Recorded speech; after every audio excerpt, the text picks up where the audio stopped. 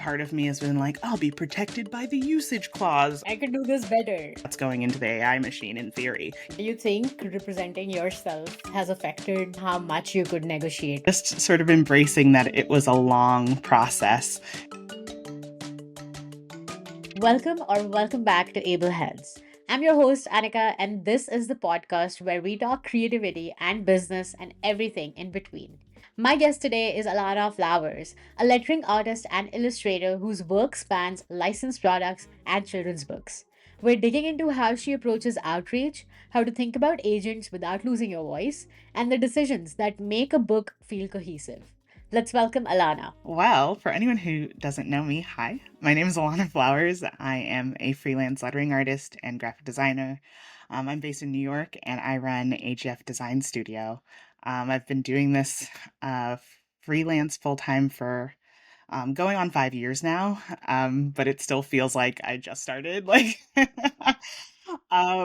yeah, I just love illustrating letters specifically and playing with type whenever I can in both personal projects and client projects. I've been able to work with so many amazing clients like Adobe and American Greetings and all these other amazing clients. It kind of blows my mind still. So yeah, I'm just happy to be here. Yeah, no, I'm excited. This reminds me that we actually met on Adobe Live the first time. Yeah, that's our Um, connection. yeah, I love yeah. it. Full circle moment. I love it. So why don't we start with art licensing? Because I know you mentioned that too. What makes you decide what goes into a collection when you're pitching yourself to a client? Do you make like seasonal things or is it like everyday type design? Yeah, so where I'm at with it now, I like to start with like doing research. So either I'll be out and about just in my everyday life, maybe I'm at the grocery store or whatever, but I always find myself in the card aisle somehow. I'm just like, ooh, that looks cool. Ooh, that looks nice. And I'm just really attracted to companies that appear to be using styles that I can do. So it's just like, oh, this kind of looks reflective of one styles that I can do, but also things that I would enjoy creating for people. So I think I just try to look for myself actively in the marketplace. And then that helps me better align myself with people who I could potentially pitch my work to.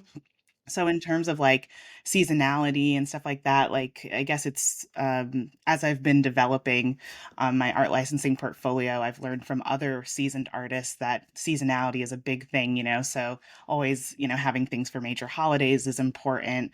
Things that could be sort of evergreen, so things that aren't necessarily tied to a season or just things that can just be standalone classics maybe year round. Things like patterns, things that might be geometric or abstract usually do well. And I think lettering fits well into that because how many times have you seen like a quote on like an abstract kind of background or just like some sort of fun pattern or something? And you could find that in any number of products or on cards and stuff like that. So I'm really motivated by that because I'm like I can see that there's stuff out there that could use my work. So that really is what like motivates me and keeps me pitching myself out there. Sounds like there's a lot of opportunity out there when it comes to pattern design as well. So what's kind of the first category you licensed into? Oh, I think the first category was probably like Christmas holiday stuff. I had started doing I started out doing a personal project on Instagram many years ago before I had started freelancing. I had felt like I hadn't done as much lettering as I would have liked. I was still working in my full-time job as an in-house graphic designer at the time. And I hadn't brushed up my lettering for a while. And I was like, let me do this like 25-day lettering project to just sort of get myself, motivated again and posting again and stuff like that. So that turned into like this 25-day challenge and 25 pieces of holiday themed artwork that I posted in December. And a lot of that turned into licensable greeting cards for companies. So a lot of that stuff has been picked up by different clients over the years. Wow. Yeah, it's always those personal projects and just you putting in effort and passion into something you love. that Yeah. gets picked up. I didn't That's so even see that fascinating. coming. I was just like, wow. Like I said, I'm just like, I just need to brush off the dust. I'm like, I haven't done this in a little while and I miss it. So I'm like, so it's like, yeah, like you said, it's just when it comes from passion and that love of it, it's just like, I think the magic just happens on its own. I was going to ask you, how did you realize that it was commercial enough or ready for you to pitch it? But seems like the clients asked for it. Is that the case? When I first started freelancing, this was like this was 2021, so I was still a baby in my freelance. Even though I'd been lettering for a long time, I was still a baby in terms of like business sense and stuff like that. So I was really looking to other artists for like their examples, and I ended up taking an art licensing course from Good Type, which is run by Katie Johnson and Alana Griffo, and they're awesome. And I recommend all of their stuff, but they're like art licensing like wizards. Like they've done all kinds of licensing. So I took their course, and that's really sort of what helped me take like the raw materials of that were like my designs and my lettering, and sort of form that into like a comprehensive collection. How to frame it for the client, how to pitch it in a portfolio in a comprehensive way. That really just one is from a professionalism standpoint, but also put your art in context. So like hitting those mock-ups, put it I know it seems like kind of silly. It's just like, oh, what's the difference between just showing a thumbnail versus showing it on a rectangle with a little bit of a drop shadow? But I feel like it does make a big difference. Like it just sort of makes it almost seem like it already exists, which I think helps the client sort of see the potential immediately already. Almost they might even think that it's already like a licensed design or something. So I think putting that sort of foot forward and putting that professionalism, that extra polish on it, is what really sends things over. Yeah, I love that you said that it makes it seem that it almost already exists because it's almost like you're removing that barrier to entry and making your clients be closer to their goal, which is like, hey, this is a product that we want to create and it already exists. So you trying to make this won't be an issue. We already have everything in place, and just for them to be able to envision that, I think that's the goal, which is, yeah, which is really cool. That's a really cool perspective to look at it. So walk us through your outreach cadence. What's a typical workflow that you would do for an outreach email, or even just the research part where you're putting together whom to reach out to and then what kind of collection you share, and then maybe even the follow-up timing? Yeah. Okay. So sure, let's get into it. So I know that outreach might seem like really scary or cringy to people and stuff like that. Just like I feel like I'm bothering people when I email them and all this stuff. And trust me, I thought that, but I could only really afford to think that way for a very short time because eventually I was like, well, I need to make money. Like these people aren't just going to fall out of the sky. So it's just introducing yourself. So when I sort of reframed it to be like, I'm just introducing myself and sort of actually bridging the gap between a lot of work for the art directors and the creative directors because they are actively scouting people. They're looking for people on Instagram, and it's a lot of work. But when you sort of enter into their inbox, fortuitously, it actually might make their day and be like, actually, I was looking for a lettering artist, and how interesting that you ended up in my inbox. So I think it goes back to what I had said earlier, looking for myself in the market. So I think it really starts there, like with the research and just sort of finding your alignment visually with companies and what they're already putting out, because it feels weird when you're reaching out to a company, even if it's like, oh my gosh, I really want to work with you, if they haven't already sort of, used work similar to yours or obviously commissioned artists that are similar to you, it sort of might feel a little bit disconnected. So when you're already sort of a foot in the door because you're like, I can see that you already have a lot of this kind of style of work, but I'm me, so I'm unique and different. So, you don't want to necessarily just like have the same few people, you could also commission me. So there's plenty to go around for everyone, is the other idea of that. I think it's just like, oh, they already did that, so they don't want to do it again. Don't think that. So once I find that alignment, I'm pretty much mocking up an email, and I use what is it, like efficiency tools and like maybe a little bit of like AI wizardry to send off templates and things that are sort of crafted for clients of different industries. So I'll always personalize, but I'll always have like the basic structure already outlined. And then I'll add, more personalization afterwards. But at least that saves me a little bit of time because I know that it is very tedious, especially as a one-woman show for myself over here. I don't have all day to be sending emails. So that really helps sort of speed that process up. And then from there, um, sometimes you wait. I wait usually if I haven't heard from them, which happens. It just is what it is. People's inboxes get flooded all the time, or it goes to spam, or you don't know what. So I'll follow up after what's my window? I follow up after a week. I hadn't heard from them. And then maybe if I'm like, it depends on like how earnest I am. Um, but maybe I'll follow up with them like a few weeks after that. But then if there is still no engagement, I'll make a note in my dandy spreadsheet that I keep, and be like, I will re-engage with them the following quarter. Because I'm not trying to like flood people's inbox and like being like, pestering people. But a good healthy follow-up window is definitely normal and like still professional, Yeah. Yeah. without seeming like a crazy person. No, that's super helpful. That kind of reminds me of an email client that I followed up so much, and I feel like I should have not done that. I mean, I've been that person in other parts of my life, but I'm just like, I have to kind of like remind myself, be like, I it's have okay. I It's have to okay. do this. It's almost like that conversation of self-promotion and just what Oh PR yeah. experts tell you, where Yeah. you're like so afraid to pitch yourself and just promote your work everywhere you go. Because at one point in life, when I first moved here to Canada, Mm, I took every opportunity as a networking opportunity. And mm, everywhere I went, I just said, hey, I do design, and this is what I can do for you, and this is I can help you, and this is how we can collaborate. uh-huh. And at one point, it was so cringy that I just stopped doing it for a while. I was like, yeah, I need to stop. Let's realign our focus and our business goals, and then we'll go back. Well, I feel like that's a really good thing though. At least it's like you have that in you because I feel like I'm a lot of times I'm stuck at the first spot, especially with like in-person networking events. Even if we're there for the whole purpose is networking, I'm just like, I have to talk to people.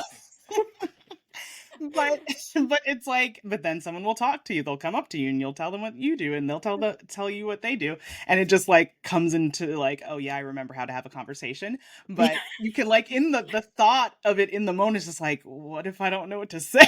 Yeah, yeah, that has happened to me, and I'm sure many of our listeners has have experienced that as well. So, would you say most of your client list now was through proactive pitching, or was it more like a repeat client scenario? Oh, yeah, no, I would say that it's definitely proactive pitching, because I was just like, I'm the most popular artist in my house, but like outside, like, who knows? So you don't know who doesn't know you yet. So it's always great to introduce yourself. And also it's like outreach is one way, like we had talked about personal projects too. So it's not like you're not doing other things that can sort of be passively or indirectly rather seen as outreach. Like when you post a personal project on Instagram, you're kind of, putting feelers out because you don't know who will engage with it and see it. So there are other forms of outreach, but I've definitely won most of my business in people's email inboxes and introducing myself. I'm kind of going back on my email thing now because I feel like I should send more emails rather than less emails. Well, yeah, and I have like this master spreadsheet that I have like tabbed by industry and stuff like that. So, and I've been using that for like the past 3 years, but it's like every year, it's like no matter how many contacts I have, it's still growing and growing because I'm like, oh wow, I've never heard of this company. Oh, I didn't even know about this person. Or people will leave their jobs and someone else will step into their role. So reintroducing Mm. yourself is just like, oh, I was previously connected with the person who used to have your job, but just in case you Yeah. don't know me because you're new, hi Yeah. again or whatever. So it's always good to re-engage with people you've already reached out to who may have given you business in the past. I like to Mm. warm up the old clients or warm up the colder leads that I might have, and just shoot your shot. It's you never know. You never know. Yeah. You never know when you're top of mind and they might say yes. That's really how it works a lot of the time. I feel like it's a lot of I have like more than one scenario where that has happened where it's like, "Oh, I was just thinking of this and it's just so interesting that you, a lettering artist, are in my inbox, so I really don't have a reason to look anywhere else." I'm just Isn't like, that what happened with the love letters book mhm. as well? Yeah. Yeah, yeah, that's exactly what happened. So it was just like I had just heard of the publishing company, Little Bee Books, and I was just like, "Oh, I've never heard of them before. Let me reach out to their art director." And before you knew Hmm. it, I had booked my first book illustration job. So, Yeah, no, congratulations. I was actually looking at it and the book looks really amazing oh, thank you so with much. the affirmations. I love anything affirmations as well. I created a Hmm. card deck just as a personal project for affirmations, and when I Hmm. looked at your book, I was like, wow, yeah, this really resonates with me and Oh, looks yeah, pretty cool. that's super Um, awesome. yeah, and I'm curious, what was kind of the brief and how did you come about the three Pantone color and the Mhm. design and everything else? Oh yeah, geez. So that was like really cool for me because like I feel because I'm a freelancer, but when I get brought onto a project, it's almost like I get to sort of see the behind the scenes of stuff and how stuff works. So it's like, oh, I've never like made a book, so I got to work with my amazing art director, Steph Stillwell, and she was the art director and she designed the book. So I got a lot of my creative direction from her. We sort of collaborated on the mood board eventually and sort of deciding what kind of lettering styles we wanted to use because each spread is sort of themed, and each of the lettering styles is sort of unique to each spread. So that was, a decision that we made, and her decision was the three super bright neon Pantone colors. I think it just ended up so cool, and I think it just sort of tied the whole book together in a really pretty way, especially because the lettering styles being used from spread to spread were so unique.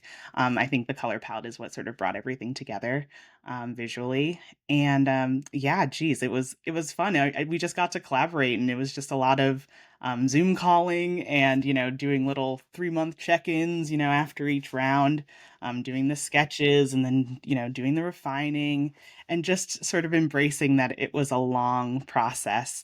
It wasn't going to be like one of my, quick, social media post illustration kind of projects or editorial projects from the past. It took like a year and a half. So I was just like, it was very delayed gratification, but it was well worth the wait. So, how do you kind of keep the scope of work the same as you initially discussed? Is that something you built into the contract? It gets sort of maybe it gets a little hairy depending on how large the client is or how big the scope of the project is from the very beginning. But I Hmm. do try to account for scope creep in the terms of rounds of revisions, having those outlined, and then like any additional rounds or rounds of sketches or whatever will incur another fee. Yeah. So it's like even if you don't, even if the client doesn't remember, it's just like I'll remember because then it's just like for this will cost more. So just like yeah, just protecting yourself as much as possible and Hmm.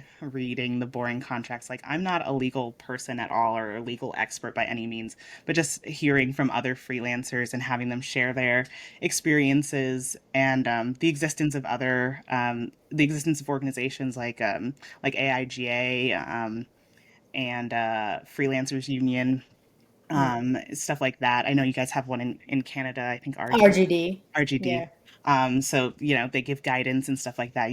Sort of. I think a lot of people are tipped off to sort of what to look for, which is really good because that kind Hmm. of education is so important. Because it's like if you sign it, you kind of don't have any legal recourse, I guess, or whatever if you end up Yeah. on the short end of the deal. But yeah, just trying to give yourself as much buffer and control and just asking questions because that's the other thing. You could ask for something to be revised, but it doesn't guarantee that they will do it. So then it's like, well, I don't want to do this project then, Yeah. or you'd be surprised how receptive people are to being like, oh yeah, totally, we can revise that. Like that's fine. Yeah. So I think it never hurts to ask. Yeah. What's kind of like a non-negotiable for you when it comes to contracts? Is it Ooh. like, do you ask for a minimum? something in advance, or how does that do clients always ask you for exclusive art licenses? Yeah, so that was I think the first thing that came to my mind was usage. I'm like, I Mhm. don't wanna see my art on things that I did not agree to have it on and have you Yeah. guys profiting off of it in more ways than we had agreed on.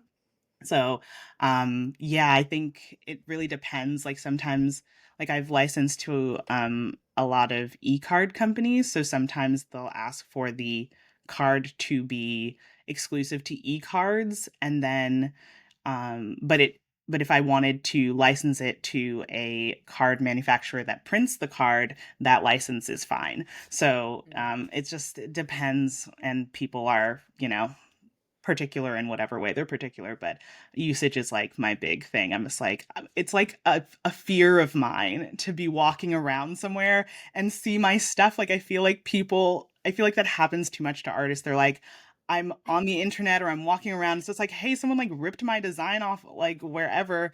And they're like, like, what is this? Like, I didn't sign off on this. Yeah. So that's like a stress stream of mine, truly. Yeah. So yeah. Has that ever happened to you? A random Instagram or Pinterest, I don't know, even Etsy sometimes does it, and you find your own designs on Etsy. Yeah, and maybe it's just because I'm not on Etsy like that and stuff like that. So, as Hmm. far as I know, no, but gosh, it's like I've just seen so many horror stories that it like makes you so angry, one, and then two is just like, Lord, I really pray this never happens to me, Yeah. but it's just it happens all the time because it's like everyone is just like, well, it's online, so blah blah blah. It's like, ugh, but come on, man, like this is people's hard work and all this stuff, so, you know. Do you think with AI that's more of a problem now than ever? I think it is it's making the conversation, I guess, occur more frequently, I think, because then it's like, okay, what about cuz I guess the whole thing is like art is effort and it's years of work and it's creative expression and it's personal and all of these things. So then it's like when it's sort of jumbled up into this amalgam of AI, it's just like, well, I just wrote a thing and it blurted out a thing that looks like your thing, even though yours took longer. So I think like there's a lot of stuff going around in terms of like, well, what is art and what makes it meaningful to us as a society, like outside of artists, because it's like, of course we care, but it's just like, why is art important for the society? I feel like it's making it like a larger conversation. So I think that's interesting. Yeah, I think the storytelling aspect of it and what it really means and the cause behind it. Like Mm, AI couldn't design love letters the way you did and lay it out and have different formats. At least not right now anyway. mm. I don't know what would happen 10 years later, but I haven't seen any AI program design the way actual humans design right now. Yeah, yeah, I think that's you hit it on the head. It's like really about the humanity aspect of it. It's just like, yeah, okay, you can make it look like what I put in there or whatever. Like you can even, put in your own work and have it spit out something similar. It's like, oh, do this in my style. I've seen a bunch of artists do that. And it's really interesting to sort of like test the limits of, the technology and stuff like that and see like how close it is, quote unquote. But it's like, what's the story? What's the point if there's no like humanity and like, all that good Yeah. stuff baked into it, you know? Yeah, and problem solving as Yeah, well. big one, big one. Yeah. And that's not to say that I'm like against AI because like Um, I use it. Like yeah. I use ChatGPT every day, but I'm very like I use it in very specific ways and I'm still very novice in terms of like image generation and stuff like that. I think it's Hmm. interesting for like the idea of like mood boarding and stuff like that and like sort of maybe coming up with something quickly in that way. But I think I just feel weird about it because I'm a creative person. Just like, Yeah. no, I could do this differently maybe. I So, could do this better. I don't know. I think that has been an inherent concern of every creative that I've ever spoken to about AI. mhm, And speaking of AI tools, I use ChatGPT myself and even multiple other AI tools, which mm, are more automation with yes. my process rather than like doing it for me. Mhm, Like I would use ChatGPT to make a proposal and then go back and revise it and then see what it missed. And then Mhm. maybe add some personal nuances and things about me that ChatGPT doesn't necessarily know how to. And obviously remove the M dashes because apparently you can't use them anymore. Yeah, that's the big Um, flag, just like, "Oh my yeah. god, you used AI." It's just like, "No, I just know proper grammar, like, leave me alone." Yeah. That's a big one. And there's obviously other red flags about AI. I come across so many posts on LinkedIn these days which Oh, are yeah. straight up AI copied stuff. And I somehow don't engage with them. And I was like, okay, I don't think I want to engage with this. But also, I use AI myself. So it's kind of Mhm. like the gray area we're all in when it comes to AI. Yeah, Yeah. it's hard. Yeah, it's interesting. It's very interesting, but, I'm still treading lightly for now. Yeah, yeah. So, going back to the books and art licensing, how do you kind Mhm. of measure the return on investment on something like a book or maybe even an art licensing collection? Like, let's say you did a Christmas card collection. What's Mhm. the ROI? I mean, is it like how many were sold, reorders? How does it Mm. work? For the most part, when I'm doing, like, art licensing for cards, I'll get, like, a monthly statement of how my cards perform, so I'll that's how I get my royalty payments. So sometimes it's a flat fee, but sometimes I'll get royalties. So if I'm getting royalties, they'll tell me what the card design was. They'll show, like, a little thumbnail, what the card was, how many sold, what my royalty amount was, and then how much I earned for that month. And that's interesting. It's, you can sort of follow the trends a little bit. So it's like, oh yeah, my Mother's Day card sold really well during Mother's Day and like no other time. So it's just like some things make sense. I guess I could probably analyze them more deeply, but that's, pretty much how that works. And then in terms of books, I'm still, like, new to earning royalties, off the book because, 1, I'm not earning royalties, to clarify. At this point, I have not earned out my advance, so I am still in the process of earning that out. So, I think every 6 months I'll get a statement. So I got my first statement back in June or something like that, and it shows how many books sold so far, in what formats, and all of these things, and then they show you a big number of like, all right, this is how much sold, and this is how much you still have to go, I guess, until you can start earning royalties. So it's at least for me, it's shaping to be perhaps a long process. It's kind of like that affiliate link that we all had. Oh, yeah. But I like affiliate links because it's just like, okay, do your disclosures, but then it's like Mhm. after that, it's just you put it there and it's almost like a fun surprise sometimes. It's like, oh yeah, look at that. $10 from Amazon. That's cool, wasn't expecting that. So that's Yeah. kind of fun. Yeah, you put it there and just forget about it, and months later you get, oh, like, oh, I have $100 here. I don't know how, but thank you. Man, I wish. I mean, honestly, but like affiliate links are cool, right? Because it's like I Mhm. look for people's affiliate links as one being someone who earns from affiliate links, but it's like I need recommendations. Like I value people's opinions, so it's like, Yeah, oh yeah, like this person who I admire for their professional video camera setup. Like I'd love to know what kind of stuff they're using. So why shouldn't they be able to benefit, off of me, yeah, like being directly influenced by their setup and stuff. So yeah. That's yeah. why they're called influencers, I guess.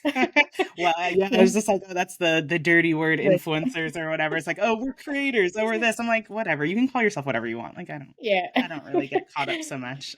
Yeah. So if you had to rebuild your licensing portfolio from scratch today, Mm.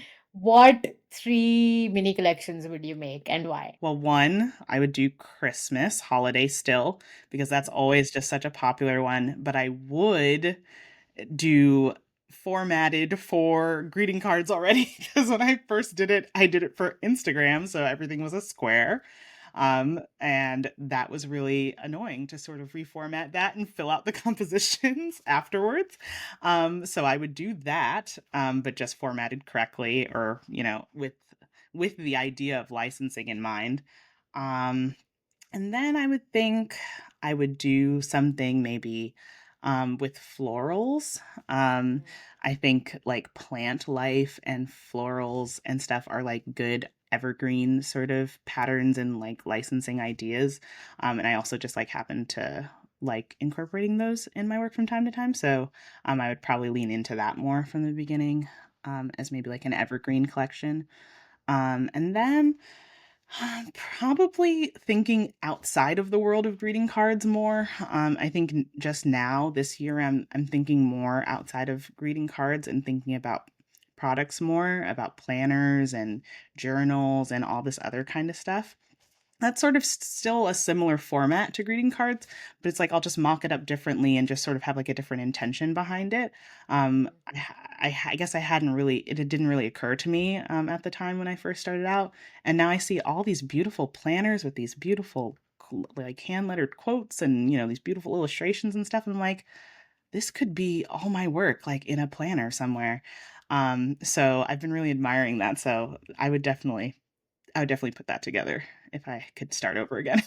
Yeah, a planner. I mean, I think planners are huge, be it a digital planner or like a physical Mhm, planner. I use one myself because there's mhm. something about the tactile energy of it all that kind of attracts you and makes you do more. And that sense of accomplishment when you check that mini task off your Yeah, list, it's just that. And it's, I think, just for me, I have so much going on in my brain. I need that planner. And there's tons of people out there who need a planner. yeah, So yeah. definitely go for it. Go for the planner. I'm looking forward to it. And I think something like a merch collection with t-shirts of Oh the my god, quotes would be good too. I would love Um, that. Everyone loves a graphic t-shirt.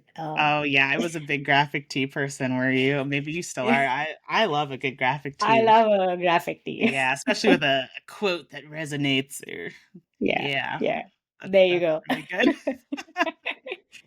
So, what was the moment that you kind of realized that you were gonna cold outreach people and you don't need an agent? Because I know that agent and illustration go hand in hand. Oh gosh. Yeah, I mean, I think that one, I didn't think that I was going to probably have luck getting an agent early on because it's like, well, where's it's like, yes, I started out with a portfolio largely of personal projects because I didn't have any clients. So, I guess it didn't occur to me that that work would have been sufficient for like pitching to an agency, which isn't true necessarily. I think it was just like a sort of early on limiting belief that I had. So I didn't really think that it was an option. So I was just like, well, my only other option is to just pitch myself.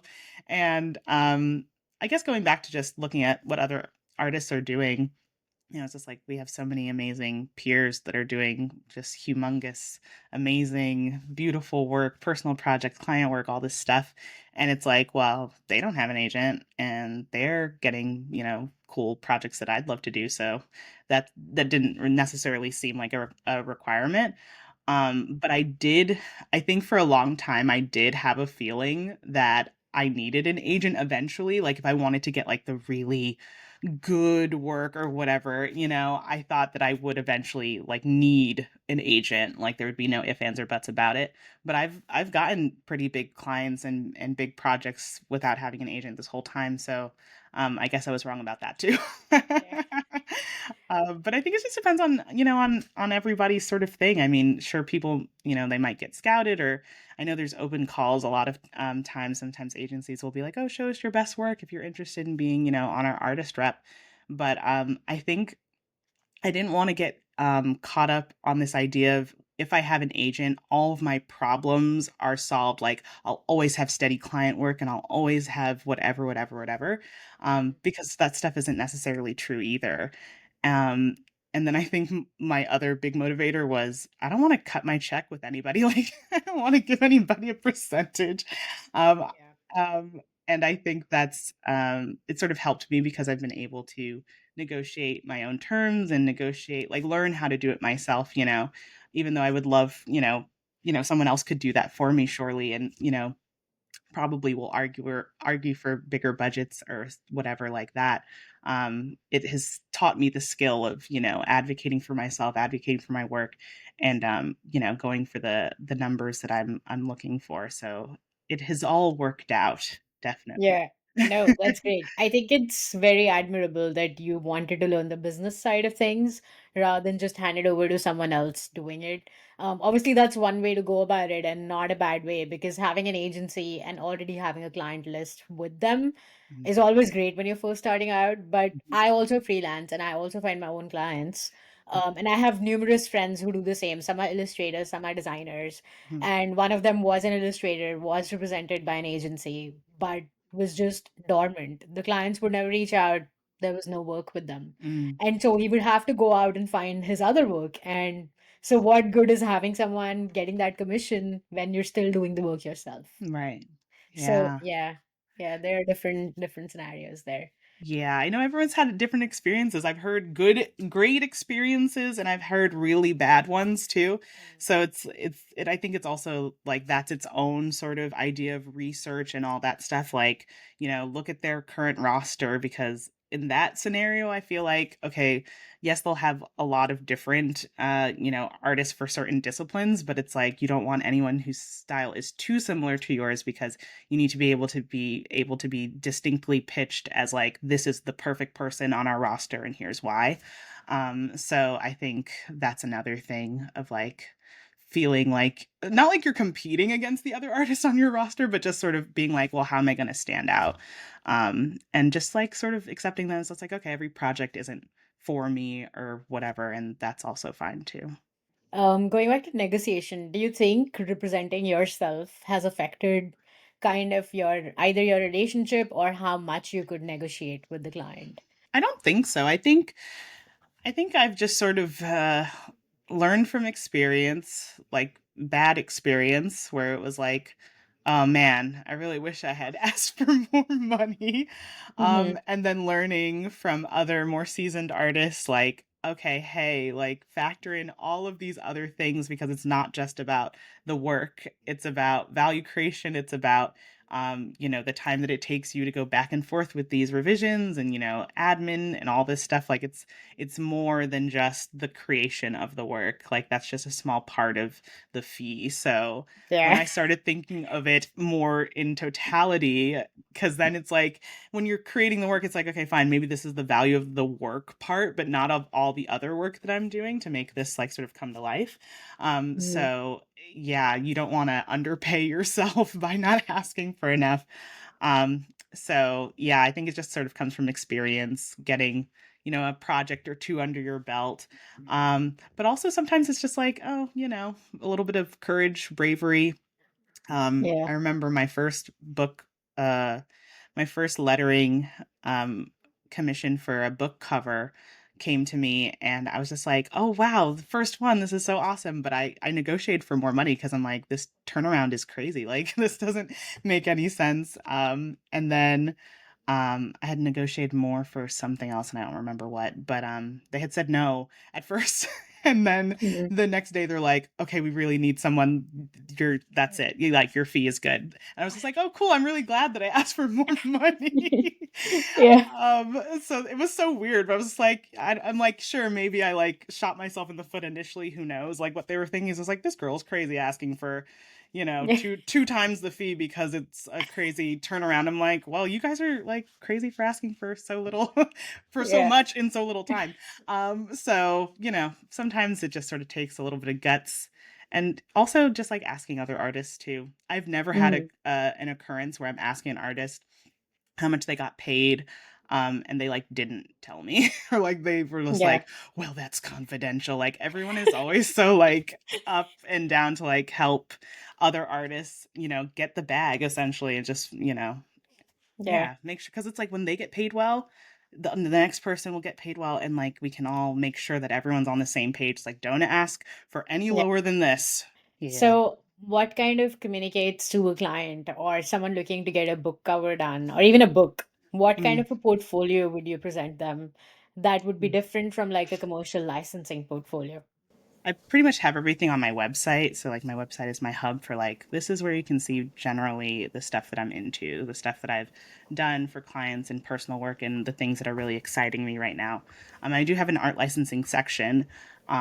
But that represents the little thumbnails that I have there represents like a small portion of my full art licensing portfolio, which I have in like a PDF that's like organized by category and like shows every single thing that I have more or less that's available for licensing. So I feel like when I'm pitching myself for art licensing, I do include like like some sort of attachment Mm. because it just seems because that's sort of how it works. It's like it's almost like you're giving them a menu to choose from, and they're like, "Oh, I like this design and this design. We could really use this one," and you know they pick whatever categories they need.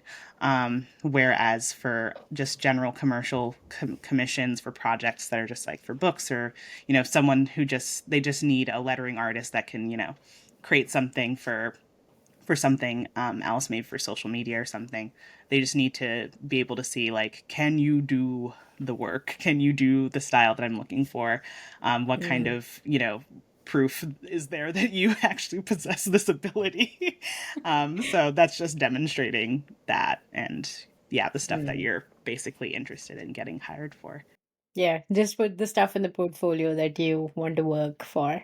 Yeah, the age old scenario. So yeah, I think this has been great. So how about the AI thing? Do you ever put now communicate AI boundaries in your contracts as well or in your briefs or have a conversation about that with your clients? It's a really good question, and so far, no. I think part of me has been like, I'll be protected by the usage clause or something like Mm-hmm. that, but um, for anything that I've already signed that was like exclusive or like in perpetuity, like that's going into the AI machine in theory. You know, like it's not protected from stuff like that. So it definitely is something that I should probably think about adding in.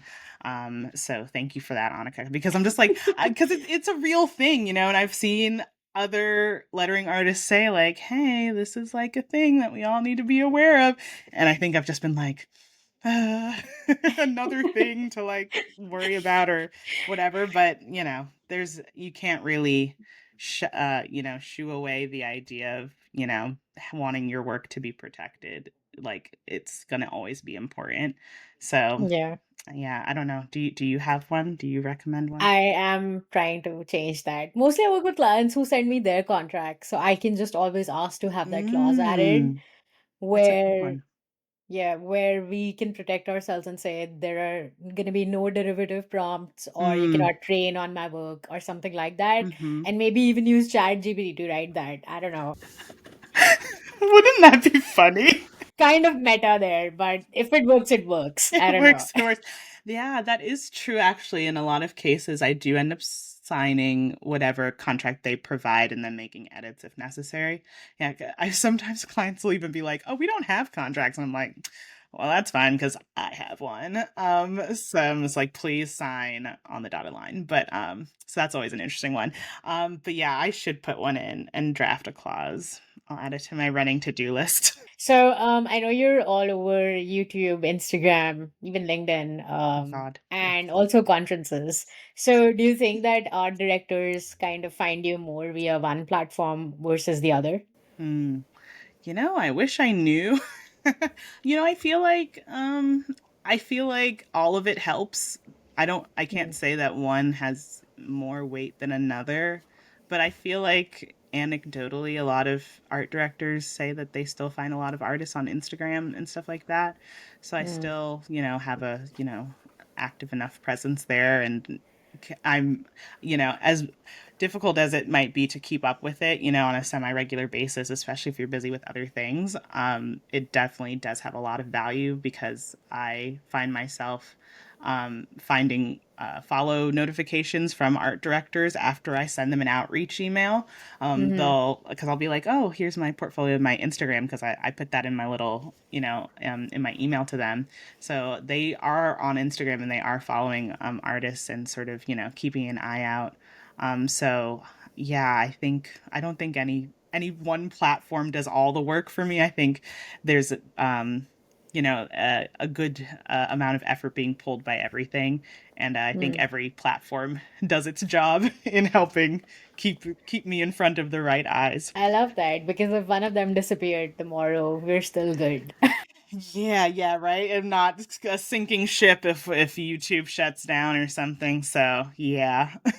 So, I know we talked a lot about cold outreach, and just I want to close this off with one question. What does success mean to you?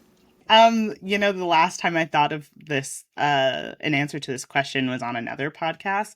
And I think my answer, it was true, but it was also kind of like a cop out answer, which was however I define it. But thinking about it maybe a little bit more since then, um, I think for me, it's a lot about balance, right? So it's just like balance and general happiness. Because as much as I would love to be everywhere doing everything, it's like, what is, creatively fulfilling for me? One, what can generate income? Two, and then, what allows me to still be, a presence, among my friends and my family and just like in my life outside of creativity. Because I think when I first started, I was so focused, head down, working every single day, like, and just like panicking the whole time. I felt like I was like, oh my God, I need to be constantly grinding, constant. Cause I feel like you hear that a lot. Like everyone's just like, if you want to be successful, you're hustling, you're grinding. It's really difficult and unpleasant sounding. And I think I sort of bought into that for a long time. And then as I came up for air, I realized, oh, I don't need to be like torturing myself throughout the process. I can still have fun and make money and do other things, but I think it's about, where you place value and, the systems that you're building up to support you to be able to, step away from time to time and, have a life and touch grass and stuff like that. So I think, yeah, success is about balance, create a little bit of creative fulfillment and money because we need money, and then just being out and enjoying my life. No, that's awesome. Yeah, go outside and touch grass if you're listening this. But thank you so much, Ilana, for being on the podcast. I enjoyed our conversation and it was really insightful. I would encourage our listeners to go to your website. I know you have Domestika courses and a lot of information on your website as well. So everything will be in the show notes, and hopefully we'll have you on another episode. Oh, I would love to be back, but thank you so much for having me. This was a lot of fun, Annika. Thank you so much.